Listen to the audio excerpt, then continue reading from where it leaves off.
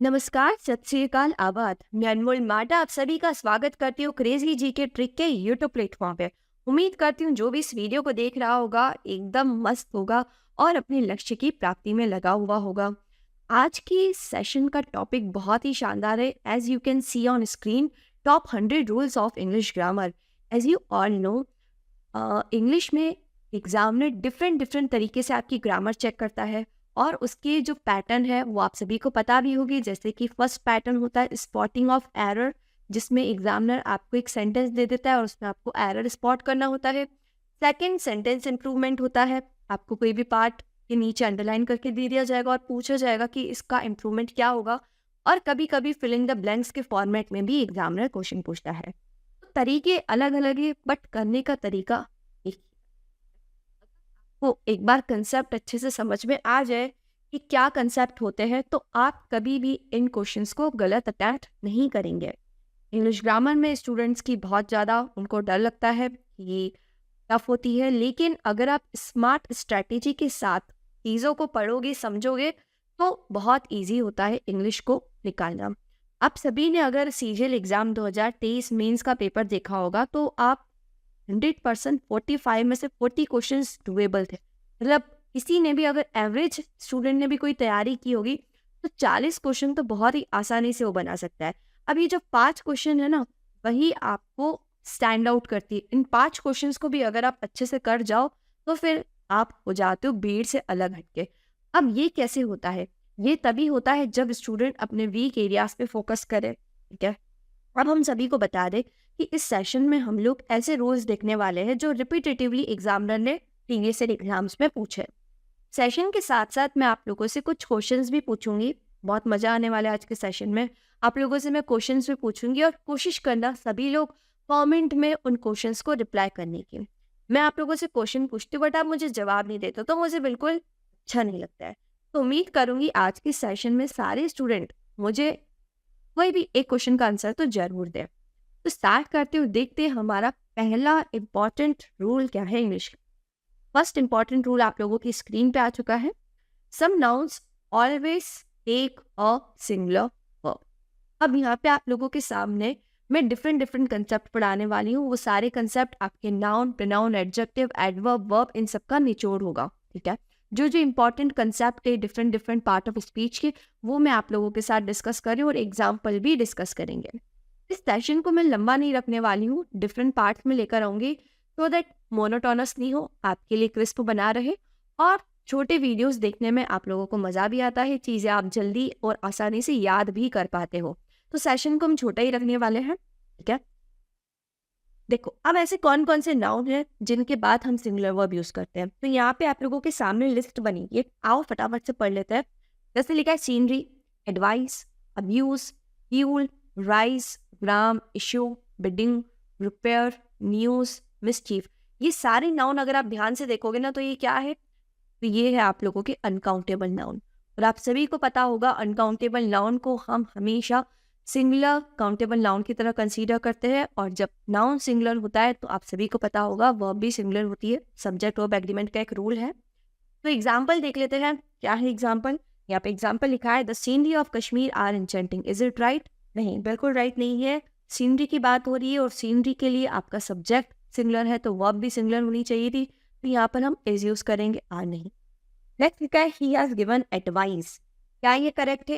He has given advice, तो मैं बोलूंगी बिल्कुल करेक्ट है। अगर यहाँ पे एडवाइस की जगह एडवाइजेज लिखा हुआ होता तो फिर गड़बड़ हो जाती। यहाँ पे लिखा है ही हैज गिवन एडवाइस, तो एग्जैक्ट।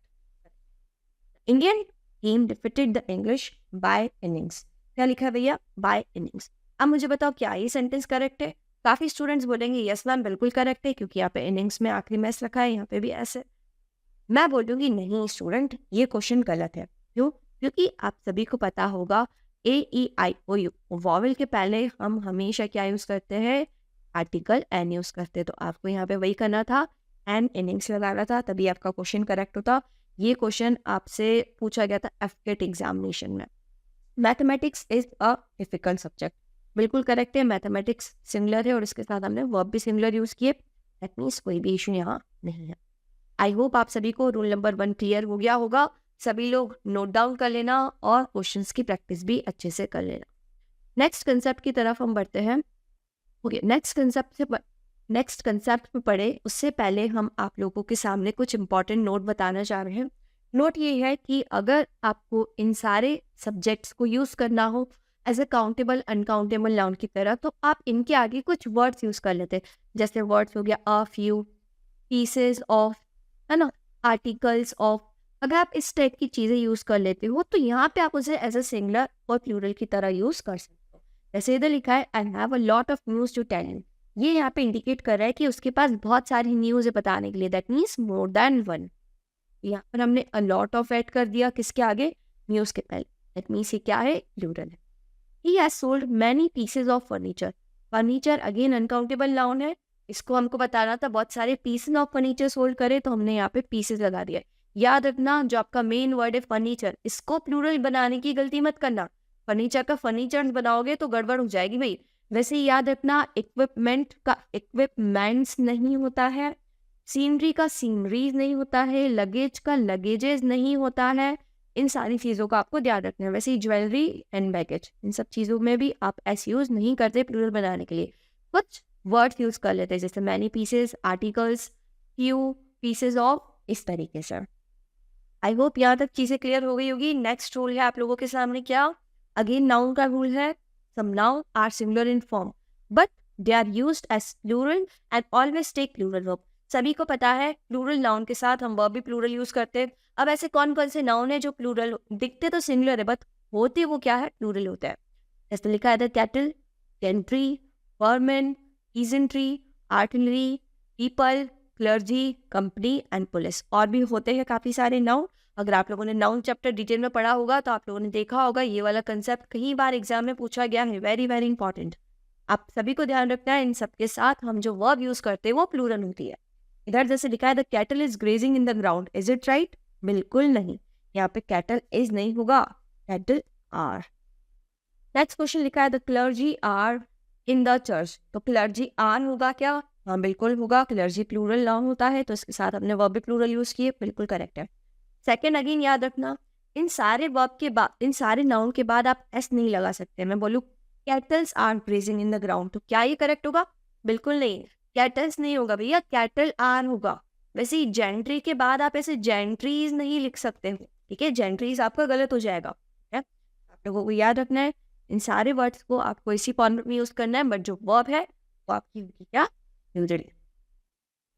ऑलराइट, रूल नंबर 3 आप लोगों के सामने क्या कह रहा है, some noun are always used in a plural form and always takes a plural form. कुछ नाउन जो होते हैं वो प्लूरल फॉर्म की तरह यूज होते हैं और उनके साथ हम वर्ब भी कौन सी यूज करते हैं भाई, प्लूरल।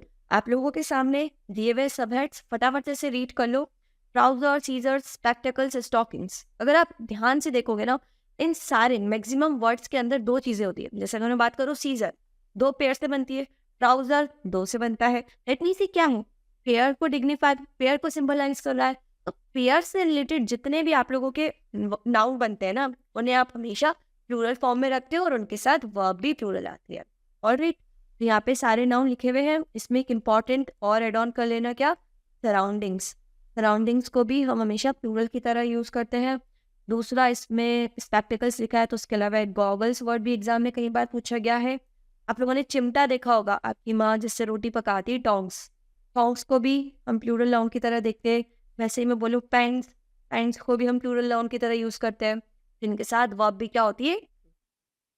एग्जाम्पल लिखा है वेयर आर माई ट्राउजर्स, क्या करेक्ट है, बिल्कुल करेक्ट है। अगर यहाँ पे इज होता ना तो फिर भैया गड़बड़ हो जाती है, यहाँ पे आर है, सेंटेंस पूरी तरीके से भैया। Spectacles is now a costly item, spectacles is नहीं, यहाँ पर क्या होगा भैया, आर होगा जी। एक एग्जाम्पल आप लोगों से मैं पूछ रही हूँ, एक सेंटेंस आप लोगों के लिए लिख रही हूँ, कमेंट में सभी बताना करेक्ट है कि नहीं। है? मैंने लिखा the bank has assets of more than 1 billion। यहाँ पे आप लोगों के लिए क्वेश्चन है, सभी लोग मुझे बताना क्या ये करेक्ट है या नहीं। जो भी स्टूडेंट कमेंट में आंसर बताएगा मैं उसको खुद बताऊंगी कि हाँ उसने करेक्ट आंसर दिया है कि नहीं दिया। आगे बढ़ते हैं, नेक्स्ट रूल देखते हैं। नेक्स्ट रूल कह रहा है there are some nouns that indicate length, measure, money, weight और नंबर। कुछ नाउन ऐसे होते हैं जो क्या इंडिकेट करते हैं भैया, लेंथ के बारे में बताते हैं, मेजरमेंट के बारे में बताते हैं, मनी, वेट या फिर नंबर। अगर उनके पहले हम कोई डेफिनेट न्यूमरल एडजेक्टिव लगा दे, definite numeral adjective that means कोई भी नंबर 1 2 3 4 5 6 एनी नंबर, वो अपने फॉर्म में अनचेंज्ड रहता है। दैट मीन्स अगर मैं डजन के पहले 12 लगा दूं तो क्या ऐसा बोलोगे आई नीड 12 डजन्स ऑफ बनाना? नहीं, 12 भले लगा दिया आपने, लेकिन ये जो यूनिट है ना आपकी, ये हमेशा सिंगुलर यूज होगी। इसमें आप डजन्स, ईयर्स नहीं लगा सकते, इन्हें आप हमेशा एज अ सिंगुलर ही यूज करोगे। ऑलराइट, एग्जाम्पल देख लो क्या लिखा हुआ है, it is a 3-year degree course. क्या ये सेंटेंस करेक्ट है? बिल्कुल करेक्ट। अगर यहाँ पे ऐसा लिखा हुआ होता it is a 3 years degree course, तो फिर गड़बड़ हो जाती। यहाँ पे सेंटेंस करेक्ट है। I have 10 dozens of shoes, क्या ये करेक्ट है? बिल्कुल भी नहीं। 10 डजन्स नहीं होता भैया, I have 10 dozen of shoes. अरे हाँ, यहाँ पे नहीं, एग्जामिनर एक छोटा सा खेल खेल जाता है। याद रखना, वो वाला कंसेप्ट भी लिख देती हूँ मैं इधर। कंसेप्ट ये कहता है कि अगर बीच में ऑफ जुड़ा हुआ हो, ऑफ के बाद नाउन लिखा हुआ हो, तो फिर आप भले इन यूनिट को प्लूरल बना सकते हो। जैसे मैं बोलूँ क्या, डजन्स ऑफ वुमेन, क्या बोलूँ, डजन्स ऑफ वुमेन, तो यहाँ पर आप एस लगा सकते हो। ऐसे ही मैं बोलूँ क्या, मिलियंस ऑफ डॉलर्स, तो यहाँ पे भी ये सेंटेंस क्या है, ये फ्रेज क्या है, बिल्कुल करेक्ट है। अब मैंने लिखा क्या, हंड्रेड्स ऑफ पीपल्स, पीपल्स सही है क्या? वो पीपल्स नहीं होगा, ठीक है? तो हंड्रेड्स ऑफ पीपल, पीपल खुद ही में ही प्लूरल है, ऐसे लगा के प्लूरल मत बता देना, गड़बड़ हो जाएगी। Hundreds of people again correct है। जब भी ऑफ हो, यहाँ पे आपका क्या हो, नाउन हो, यहाँ पे भी नाउन हो, तो फिर आप इस यूनिट को प्लूरल बना। राइट, नेक्स्ट कंसेप्ट देख लेते हैं क्या है, very very important. Collective noun such as jury, public, team, committee, government, audience, orchestra, company, used as singular and plural depending on the meaning. इनको आप सिंगुलर भी यूज कर सकते हो, प्लूरल भी यूज कर सकते हो, डिपेंडिंग ऑन मीनिंग। अगर सेंटेंस पढ़ के आपको समझ में आ रहा है कि यहाँ पे कोई एक इंडिविजुअल यूनिट की बात कर रहे हैं, अगर इंडिविजुअल यूनिट की बात कर रहे हैं दैट मीन्स वो सिंगुलर है, तो वो अब भी सिंगुलर होगी। अगर आपकी वो सिंगुलर को नहीं डिनोट करते हुए प्लूरल को डिनोट कर रहा है, तो आपकी वर्ब भी क्या होगी। आनी सभी को बात समझ। एग्जाम्पल्स लिखे हुए क्या, jury were divided in this case. Jury मतलब होता है ग्रुप ऑफ जजेस, जब मोर देन 2 या 3 पीपल हो जो जज का काम कर रहे हो, तो वहाँ पे हो जाती है ज्यूरी। अब ज्यूरी यहाँ पे डिवाइड हो गई, दैट मीन्स हर लोगों का अपना अपना मत है, सभी के अपने अपने ओपिनियन है, दैट मीन्स यहाँ पे ये इंडिकेट कर रहा है प्लूरल को, प्लूरल को इंडिकेट कर रहा है, तो ज्यूरी के साथ हमने प्लूरल वर्ब लगाई है, जो कि बिल्कुल correct. The team have not come as yet, ये जो टीम है पूरी की पूरी टीम एक साथ नहीं आई है, पूरी की पूरी टीम एक साथ नहीं आई है, दैट मीन्स सिंगुलर यूनिट की तरह एक्ट कर रहा है। जब सिंगुलर है तो यहाँ पर हम टीम एज लिखेंगे, हैव नहीं लिखेंगे। आई होप आपको यहाँ तक की कहानी अच्छे से समझ में आ रही होगी। बढ़ जाते आगे, लिखा है some noun have one meaning in singular and another in plural. कुछ नाउन के मीनिंग सिंगुलर में तो अलग होते हैं, लेकिन अगर उसमें अपन एस या ईएस लगा देना तो उसका मीनिंग बदल जाता है। जैसे मैं बोलूँ बॉय, बॉय मतलब हुआ एक लड़का, बट अगर मैं बोल दूँ बॉयज तो वह लड़के। बट कुछ नाउन होते हैं अगर आप उसमें एस या ईएस लगाते हो ना, तो उनका मीनिंग ही पूरी तरीके से चेंज हो जाता है। वो कौन कौन से नाउन है, स्क्रीन पे देखिए। एडवाइस, एडवाइस का मतलब होता है किसी को सलाह दे, है ना। कौन से एडवाइजेस क्या होता है भैया, एडवाइसेस होता है इंफॉर्मेशन। एयर, एटमॉस्फेयर में जो प्रेजेंट रहती है। एयर्स का मतलब होता है प्राउड, घमंड। Authority, command. और अथॉरिटीज, अथॉरिटीज का मतलब होता है जो पर्सन पावर में है। गुड, गुड मतलब हम बोलते हैं he is a good man. But मैं बोलते हूँ गुड्स, तो गुड्स मतलब होता है प्रॉपर्टी, जो भी सामान हो आपके पास, इंटेंजिबल आइटम हो, उसे हम कहते हैं गुड्स। आयरन होता है आपका मेटल, और जो लोहे की धातु होती है। लेकिन अगर मैं बोलूँ आयरन्स तो वो हो जाएगा बेड़िया, फेटर, चेन। फोर्स का मतलब होता है स्ट्रेंथ, अगर मैं उसमें जोड़ दूँ फोर्सेस तो ये आर्मी वाला फोर्सेस हो जाएगा भाई। कंटेंट, इसका मतलब होता है सेटिस्फेक्शन। और कंटेंट्स की बात करूं तो हो जाता है थिंग्स कंटेंट, मतलब किस चीज के अंदर कितनी चीज आ सकती है। फिजिक्स, मेडिसिन एंड फिजिक्स, भाई जो आप फिजिक्स पढ़ते हो साइंस वाला। रिस्पेक्ट, रिगार्ड्स, और इसके बाद में जोड़ दूं एस तो इसका मतलब हो जाता है कॉम्प्लीमेंट। जब आप किसी को कॉम्प्लीमेंट देते हो तो उसके लिए हम रिस्पेक्ट्स वर्ड भी यूज करते हैं। और क्या है भाई, वर्क, वर्क का मतलब होता है कोई भी काम, और वर्क्स का मतलब होता है कंपोजिशन, मतलब रचनाएं। Earning, income, earnings. क्वार्टर 1/4 होता है, सभी को पता होगा, है ना। और क्वार्टर्स मतलब होता है हाउसेस। जैसे अगर मैं बात करूँ, हम अभी गवर्नमेंट क्वार्टर्स में रहते हैं, तो अगर मैं बोलूँ मैं गवर्नमेंट क्वार्टर में रहती हूँ तो हो जाएगा गलत, गवर्नमेंट क्वार्टर्स होता है। ऑलराइट, एग्जाम्पल आप लोगों के सामने, फटाफट से बताओ कौन सा करेक्ट है, कौन सा इनकरेक्ट। इधर लिखा है air is necessary for human life. बिल्कुल एयर नेसेसरी ह्यूमन लाइफ के लिए। अगर यहाँ पे एयर्स होता तो फिर गलती हो जाती भैया, फिर तो हो जाता घमंड जरूरी है ह्यूमन लाइफ के लिए, जबकि घमंड तो होना ही नहीं चाहिए। यहाँ पे एयर होगा correct. It is bad to put on airs. हाँ भैया, यहाँ पे लिखा है घमंड। घमंड के बारे में लिखा है कि आपके अगर घमंड होता है तो वो चीज़ बुरी होती है। ये वाला सेंटेंस भी करेक्ट है। मैंने केक का 1/4 क्वार्टर खाया है। It means correct. I live in government quarters. अरे वाह, जो एग्जाम्पल दिया था वही आ गया। मैं कहाँ रहती हूँ? गवर्नमेंट क्वार्टर्स में रहती हूँ। रूल नेक्स्ट कह रहा है पीपल आर ऑफन कंफ्यूज्ड और दे commit mistakes in the use of certain noun. कुछ नाउन ऐसे जहाँ पे लोग कंफ्यूजन क्रिएट कर लेते हैं। कौन कौन से नाउन है भाई? तो देख, लेक्चररशिप इज रॉन्ग। करेक्ट क्या होता है? लेक्चरशिप। याद रखना, बस यहाँ पे आर जुड़ा हुआ है, इसकी वजह से गलत हो गया। क्या यहाँ पे लिखा है? क्या there are 20 candidates for lectureship. गलत, 20 स्टूडेंट्स फॉर लेक्चरशिप। फ्रीशिप गलत होता है, करेक्ट होता है free studentship. Ramesh has applied for freeship, तो करेक्ट होगा क्या? बिल्कुल नहीं, फ्री स्टूडेंटशिप होगा यहाँ पे। Boarding is wrong, boarding house is correct. Mohan lives in a boarding house, बिल्कुल करेक्ट है। Family members is wrong, members of the family is correct. Vivek and Ramesh are my family members, correct होगी क्या? नहीं, Vivek and Ramesh are the members of my, क्या होगा? Members of my. English teacher गलत होता है, क्या करेक्ट होता है? The teacher of English. Doctor Raina is our teacher of English. आप बोल सकते हो अनमोल माटा इज अवर इंग्लिश टीचर। नहीं नहीं, गलत होगा। अनमोल माटा इज अवर टीचर ऑफ, क्या? तो ये गलत है। टीचर ऑफ इंग्लिश यहाँ पे लिखा है, बिल्कुल करेक्ट है। ठीक है, इस वाले सेंटेंस में कोई भी दिक्कत नहीं। वैसे ही कजिन, ब्रदर और सिस्टर रॉन्ग होता है। हम सिर्फ क्या यूज करते हैं? कजिन।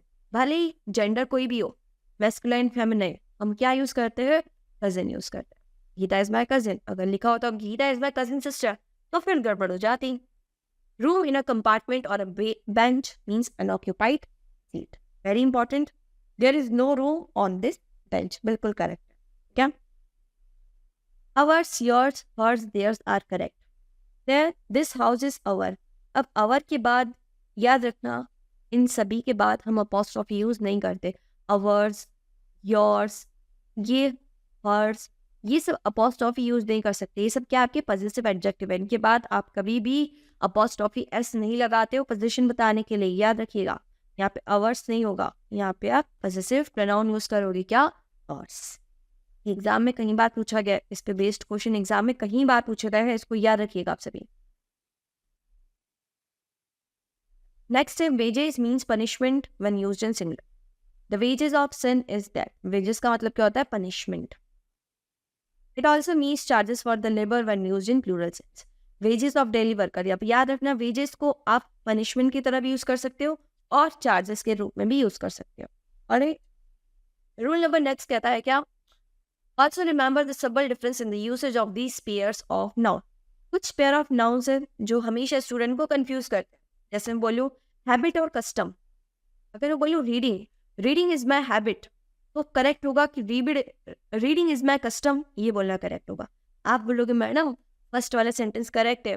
हैबिट मतलब होता है जो चीज़ किसी इंडिविजुअल में बिलोंग करती हो। किसी को गार्डनिंग पसंद है, किसी को रीडिंग पसंद है, किसी को डांसिंग पसंद है। बट कस्टम क्या होता है? कस्टम अप्लाई करता है पूरी की पूरी सोसाइटी या फिर कंट्री को। और एग्जाम्पल देखो क्या लिखा है भैया? Poor children often become a victim of bad habit. Poor children गलत चीज़ों के आदी हो जाते हैं। हैबिट है, पुअर चिल्ड्रन की बात हो रही, बिल्कुल करेक्ट है। अगर यहाँ पे कस्टम लिखा हुआ होता तो गड़बड़ होती है। Tribals in India have many interesting custom. अब यहाँ पे ट्राइबल्स की बात हो रही है, दैट मीन्स पूरी की पूरी कम्युनिटी, पूरी की पूरी सोसाइटी, उनके पास इंटरेस्टिंग कस्टम्स होते हैं। कस्टम्स क्या है? बिल्कुल। Cause produces a result by reason, explains or justifies a cause. अब देखो, cause का मतलब होता है किसी चीज का परिणाम, जबकि रीजन क्या बताता है? किसी चीज का जस्टिफिकेशन या एक्सप्लेनेशन। जैसे मैं बोलूं एग्जाम्पल के थ्रू, scientist try to find out the cause of a phenomenon. Scientist क्या करे, कोशिश करे फिनोमिनन की कॉज को पता करने की। तो यहाँ पे कॉज का यूज बिल्कुल करेक्ट है, क्योंकि फिनोमिनन का रिजल्ट बता कर रहे हैं। You have a good reason to be pleased with your students. यहाँ पे ये एक्सप्लेनेशन दे रहा है, किसी चीज को जस्टिफाई कर रहा है कि भैया तुम खुश क्यों हो, खुश क्यों हो स्टूडेंट से, तो उसका ये रीजन बता रहा है। तो रीजन वर्ड यहाँ पे करेक्ट है, रीजन की जगह यहाँ पे कॉज यूज किया जाता है तो फिर गड़बड़ हो जाती है। मैन यूज होता है ऑर्डिनरी सेंस में और जेंटलमैन होता है मैन ऑफ कैरेक्टर, है ना। मैन इज मॉर्टल, यहाँ पे सिंपल बात हो रही है, ऑर्डिनरी सेंस है, मैन मॉर्टल होता है, हम सब मरने वाले, अमर नहीं है हम। He is a gentleman at large, वो कैसा है जेंटलमैन। पर्टिकुलर स्पेसिफिक बात हो रही है, किसी पर्सन की कैरेक्टर की बात हो रही है। Man plural of man, people is used for person, simple सी बात है। There are 5 men in the room, the people of Bihar are simple। ठीक है, याद रखना, स्टूडेंट्स कंफ्यूज हो जाते हैं।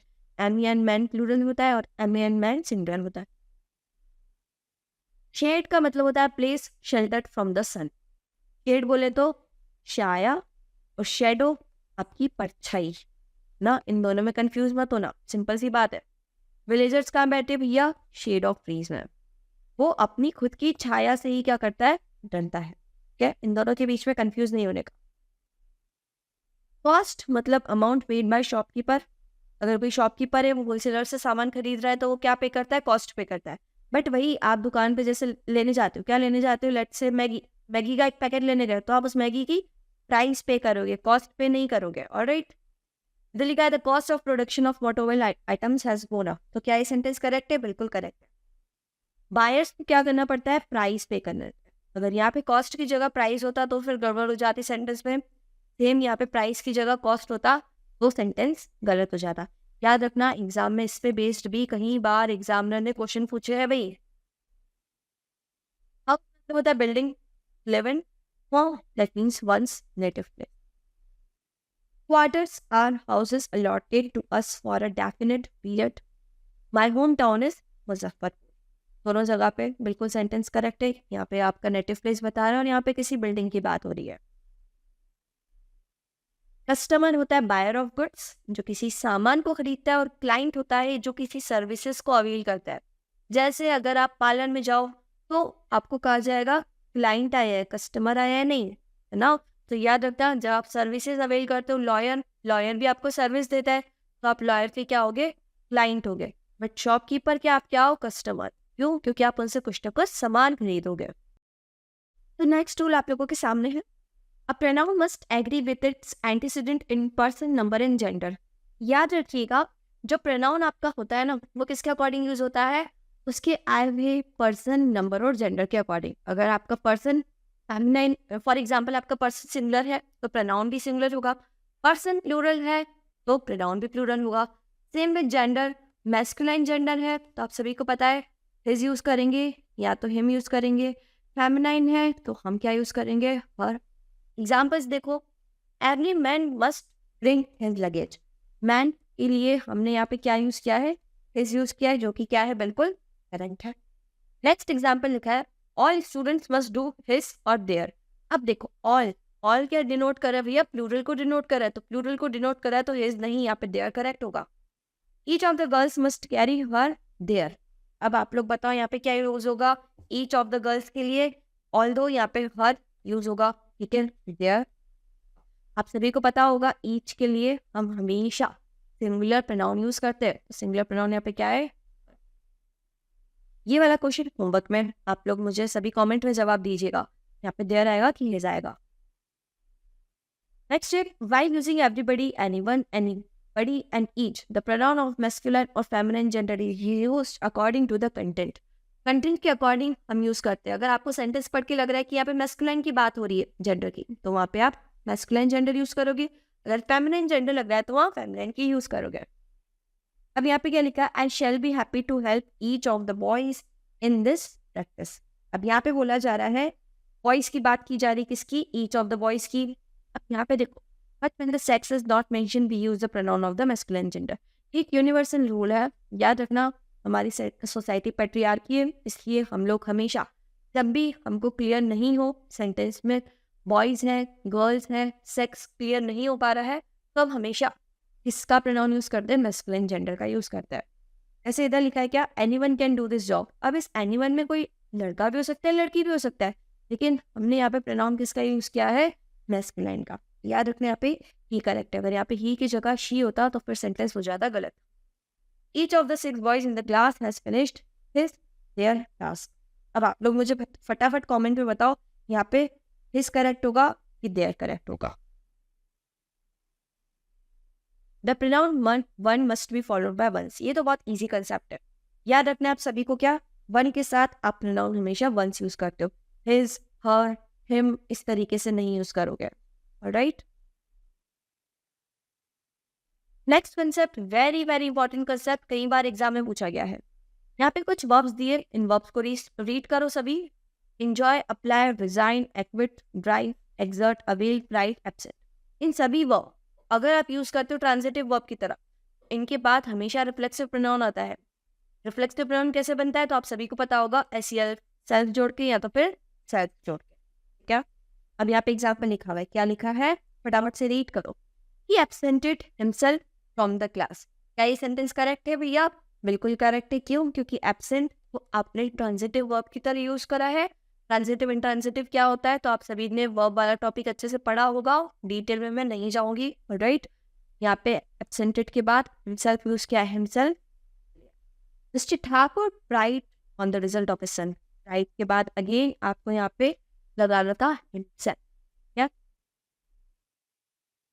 नेक्स्ट है who denotes subject and who is used for object। बहुत इंपॉर्टेंट रूल है। who यूज किया जाता है किसके लिए? सब्जेक्ट के लिए। और whom यूज किया जाता है ऑब्जेक्ट के लिए। याद रखना, स्टूडेंट बहुत बार कंफ्यूज होते हैं who और whom में। ठीक है, whom do you think won the award? तुमको क्या लगता है अवार्ड कौन जीतेगा? तो यहाँ पे कौन जीतेगा सब्जेक्ट की बात की जा रही है, सब्जेक्ट मिसिंग है, तो यहाँ पे whom नहीं, यहाँ पे करेक्ट होगा who are you talking to। तुम किससे बात कर रहे हो? यू तो हो गया आपका सब्जेक्ट, तुम किससे बात कर रहे हो? तो यहाँ पे हु नहीं होगा। This is Roshni with who. ये क्वेश्चन आप लोगों का होमवर्क में कमेंट में बताइएगा कौन सा करेक्ट होगा। रोशनी के लिए आप लोगों को यूज करना है, आपको बताना है हु आएगा कि हुम। One is the student whom everyone knows will qualify the। अब ये वाला क्वेश्चन भी होमवर्क में है, आप लोग बताइएगा यहाँ पे कौन सा करेक्ट है। राइट, नेक्स्ट देखो, when two or more singular noun are joined together by either or neither nor or the pronoun is singular। हमेशा याद रखना either or neither nor और के साथ आप जो pronoun यूज करते हो वो कौन सा होता है? singular। जैसे इधर लिखा है क्या? either राम और Shyam will give their book। Ram और श्याम either और लिखा है, यहाँ पे देयर नहीं होगा, यहाँ पे क्या होगा? क्या होगा भैया? neither Ramesh nor Rajendra has done their work। their work बोलना सही होगा क्या? बिल्कुल नहीं, यहाँ पे क्या आएगा? either of the books are or is। either of the books is useful for the exam। बहुत इजी रूल है, कई बार एग्जाम में पूछा गया है। when singular and plural noun are joined by or not the pronoun must be plural। याद रखना इस वाले केस में स्टूडेंट कंफ्यूज होता है। either और आ गया, यहाँ पर नाउन सिंगुलर है लेकिन यहाँ पे नाउन प्लूरल है। अब क्या करोगे? अब प्रोनाउन प्लूरल यूज करोगे सिंगुलर, तो याद रखना प्रोनाउन यूज होगा प्लूरल ही। यहाँ पे देयर करेक्ट, अगर यहाँ पे हिज होता तो फिर दिक्कत हो जानी थी। वैसे यहाँ पे भी इधर और है, ये सिंगुलर है और ये प्लूरल है, तो यहाँ पर आप क्या यूज करोगे? प्रोनाउन आर यूज होगा। होज यूज होता है लिविंग पर्सन के लिए और विच यूज होता है लाइफलेस ऑब्जेक्ट के लिए। याद रखिएगा, वेरी वेरी इंपॉर्टेंट केस। अगे एग्जाम्पल क्या लिखा हुआ है भैया? विच फोटोग्राफ इज लाइंग देयर। कि किसका फोटोग्राफ पड़ा है, किसका? दैट मीन्स लिविंग पर्सन की बात हो रही है, तो विच नहीं, यहाँ पर करेक्ट होगा हुज फोटोग्राफ। किसका फोटोग्राफ गिरा हुआ है? What book do you read. What book नहीं, यहाँ पे होगा which book do you read. आप कौन सी बुक पढ़ते हो? लाइफलेस ऑब्जेक्ट, बुक आपका लाइफलेस है तो इसलिए हमने क्या यूज करा? Which. This is the boy whose which who brothers live in Patna. इसका आंसर आप सभी लोग मुझे कमेंट में देंगे। देखती हूँ कितने स्टूडेंट मुझे इसका सही जवाब देते हैं। ईच अदर यूज होता है जब दो सब्जेक्ट की बात होती है, दो subject two at a time की बात होती है, तो वहां पर हम क्या यूज करते हैं? Each other. और दो से ज्यादा की बात होती है तो वहां पर हम वन अनादर यूज करते हैं। क्या यूज करते भाई? One another. Romeo and Juliet loves each other, 2 person की बात हो रही है, बिल्कुल करेक्ट है। 5 फ्रेंड्स की बात हो रही है, वन अनदर करेक्ट है। All the students of the class are friendly, they love each other, नहीं ईच अदर नहीं, यहाँ पे होगा one another. When a pronoun stands for a noun, it must be in the singular form and in the neuter gender if the collective noun is used at home. Very very important case, याद रखना, अगर आप किसी भी singular noun को use करते हो, है ना, जैसे इधर लिखा है क्या, ज्यूरी। ज्यूरी आपको मैंने बताया था ग्रुप ऑफ जज, ये न्यूट्रल जेंडर की तरह कंसीडर कर रहे हैं। और अगर यहाँ पर आप इसे एज अ होल एंटिटी देख रहे हो, सिंगुलर एंटिटी देख रहे हो, तो यहाँ पर आप सिंगुलर प्रोनाउन यूज करोगे, इट्स, दे आर यूज नहीं करोगे। जैसे इधर लिखा है the jury give its verdict, तो यहाँ पे बिल्कुल करेक्ट है। अगर यहाँ पे इट्स की जगह पे हिज लिखा हुआ होता, देयर लिखा हुआ होता, तो फिर गड़बड़ जानी थी। यहाँ पे करेक्ट क्या होगा, इट्स। क्यों? क्योंकि ज्यूरी यहाँ पे पूरे पूरे एक आइडेंटिटी को डिनोट कर रहा है। Collective noun conveys the idea of separation, अगर सेपरेशन की बात हो रही है तो वहां पर जो प्रोनाउन होगा वो क्या होगा, प्लूरल। जैसे इधर लिखा है jury were divided in their opinion, अब जो ज्यूरी है वो अपने अपने ओपिनियन में डिवाइड हो गई है, तो यहाँ पे सिंगुलर एंटिटी नहीं रही, प्लूरल हो गई, तो इसलिए हमने यहाँ पे इट्स नहीं यूज किया है, क्या यूज किया है, हियर। पहला सेंटेंस करेक्ट है क्या बताइए, the team are divided in their opinion, बिल्कुल करेक्ट है। क्यों? क्योंकि अब टीम एक साथ नहीं हो गई, सारे लोगों के मत अलग अलग हो गए, दैट मीन्स वो प्लूरल हो गया। नेक्स्ट कंसेप्ट है, इफ प्रोनाउन और different person are used together in a sentence, serial order, sentence में एक से ज्यादा प्रोनाउन यूज होता है तो फिर आप उसका ऑर्डर क्या रखेंगे, आप ऑर्डर यूज करोगे 2 3 1, इसको ऐसे याद किया जाता है ना। बट अगर फॉल्ट की बात हो रही कहीं पर, तो फिर आपका ऑर्डर क्या होगा, तो आपका ऑर्डर होगा 1 2 3, है ना। अगर किसी ने गलती की है तो वहाँ पे 1 2 3, अदरवाइज 2 3 1।